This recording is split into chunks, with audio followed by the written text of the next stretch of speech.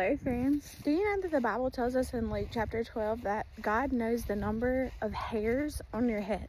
I'm telling you, it was right on time that I needed to hear that today, and maybe you do too. Because this morning I have been wrestling with God since about 4 a.m. about some stuff that I felt like God just was overlooking in my life, or hasn't been answering as fast as I wanted him to. And I started to get all in my head to think that maybe God thought that the things that I was praying for were insignificant. And honest to goodness, that's just the enemy taking a seat at my table and me allowing him to tell me that God thinks that he doesn't care about the details, or that I think that God doesn't care about the details. And then I pick up my Bible and I read in Luke, and it says that God even knows the number of hairs on my head, which is a miracle because I have so much hair that falls out literally every single time I wash it. Like, he cares about that tiny detail of my life. He knows me that well.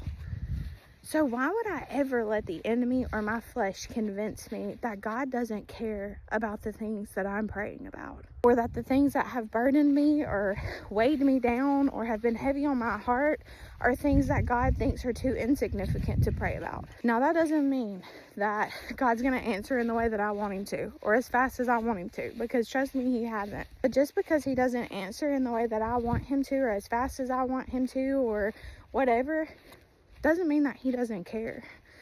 It actually means that he cares more than I could ever imagine, because through that he is trying to use that to draw me closer to him so that I could come to his feet more, so that I could experience him more, so that I can be transformed more for the sake of the gospel. Everything that we go through has a meaning and has a purpose, and it's teaching us something to be more like Jesus. God knows you better than you know yourself, and he cares so much about every single thing you could ever come to him about. Do not let anybody, let yourself, or let the enemy ever convince you otherwise.